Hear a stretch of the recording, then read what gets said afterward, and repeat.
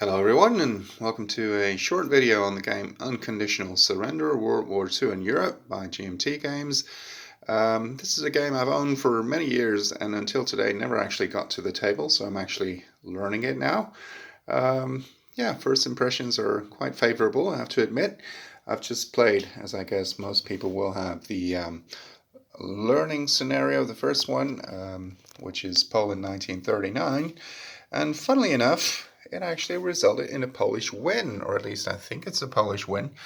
As you can see, they still have a national will left of 1, and I believe that means that the country has not collapsed. Yeah, probably I've made a few mistakes. Well, not rule-wise, I think. I do have to admit that what I did is I somewhat changed the historical setup into what many historians believe to, well, what would have been a sounder choice for the Poles to make, and it's a bit difficult to retrace now. But I moved a few units back, one or two hexes, because the setup is actually free. So I didn't use the historical setup, so that they would be protected more by the rivers and everything.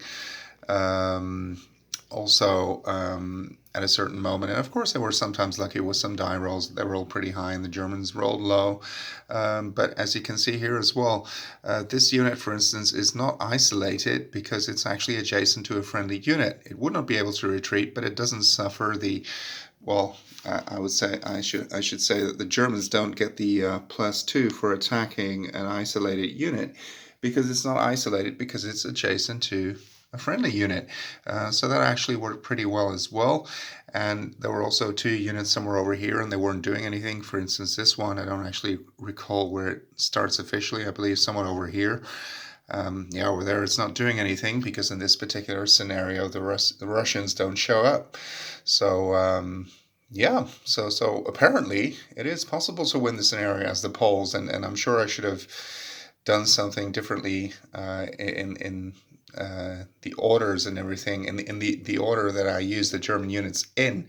I used this tank unit as penultimate one, and the first attack failed. The second one they did take Łódź, but that was about it. And also this one, well, that was the last one to move, and it just moved around a little bit, partially using the supply lines, but it didn't get any further than this. And then when it could have still attacked Warsaw, which is over here, it had run out of movement points. So yeah, I don't know. I'll replay the scenario and see how it goes, because yeah, it's interesting enough. And I'm still learning, obviously, still usually have to look up the rules. But yeah, I think it's fun, and I think a bigger scenario could also be fun. But for now, let's try the Polish one again. Thank you for watching.